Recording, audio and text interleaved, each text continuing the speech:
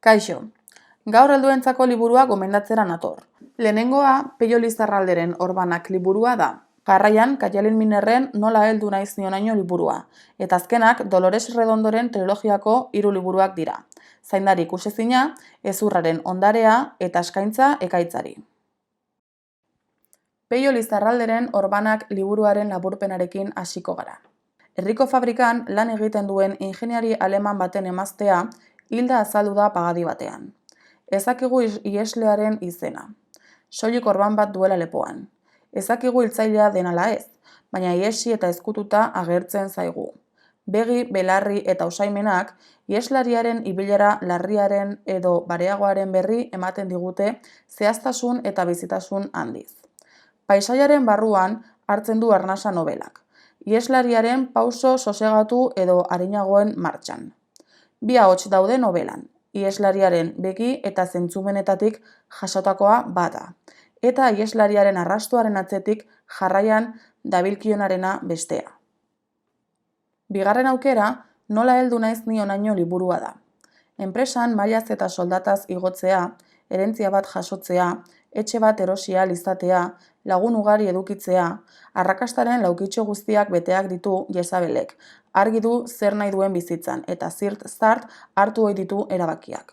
Halako batean ordea, txikikeria batekin paralizaturik geratuko da. Emakume gazte baten noraeza darabil Kaialen Minerrek gure gizarteko hainbat gai giltzarri jorratzeko. Familia eta bikote ereduak, heteroarauak, harreman baten bilatzen duguna, nortasunez beteriko lehenengo eleberri bat, irakurlearen gogoa astindu eta zer pentsatua emango diona. Gomendioekin jarraitzeko, Dolores Redondoren trilogiarekin hasiko gara. Amaia Salazar inspektoreak 2 eginkizun ditu eleberrian. Baztan inguruan eta batik bat, Elizondo inguruan gertatzen ari diren neska nerabeen hilketak argitu, eta hain larria ez badirudi ere, eleberriak aurrera egin ahala, hil ala bizikoa gertatuko zaio Amaiari, bere iraganarekin eta iragana esaten dugunean, amarekin, izan eta dituen, arazo larria konpontzea. Amaia Salazarren amak fijazio gaiztoa du alabarekin. Eleberriak aurrera egin ahala, haurtzaroko oroitzapenen bidez berreskuratuko da harreman gaizto horien nondik norakoa. Jakina, familia bera da lehen kaltetua. Baina etor gaitezen intrigaren ariak eta gertaera nagusietara. Zergatik neskak eta beti ere nerabeak, galdera horien erantzuna ikerketak eta hiltzaileak berak emango du. Eleberriaren 3. baliabide nagusia mitologia da. Basajauna bizirik omen dago inguruko bizilagunen ametsetan. Garrantzitsua izango da mundu mitologiko horrek nobelan izango duen protagonismoa. Zaindari ikusezinaren ondoren, Hezurren ondarea dator. Epaiketa hastear dago. Salan zain dauden pertsonen artean dago, haurdun Amaia Salazar inspektorea. Foruzaingoaren homizidioen arloko burua. Zaindari ikusizinean ikusi genuen bezala, berak argitu zituen Basajaunen hilketak. Baztan ibai osoa, izuz eta kezkaz, bete zutena.